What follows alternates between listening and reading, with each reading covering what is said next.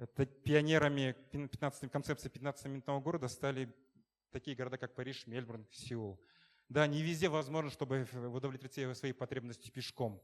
Но и для этого, когда мы говорим про города, мы также должны думать, что интеграцию общественного транспорта, что если мы не можем удовлетворить базовые потребности с помощью именно пешеходной доступности, то хотя бы мы должны создать условия для своих граждан, которые могут удовлетворить свои потребности с помощью общественного транспорта. И общественный транспорт должен быть интегрирован с другими городскими функциями. И Мельбурн, например, предложил модель 20-минутного города, когда базовые услуги интегрированы в городскую среду, когда упор делается на mixed-use. В Париже многие автомобильные дороги были переделаны под пешеходные дороги. И это показало, и своего рода это также отразилось на здоровье людей, отразилось на экономике.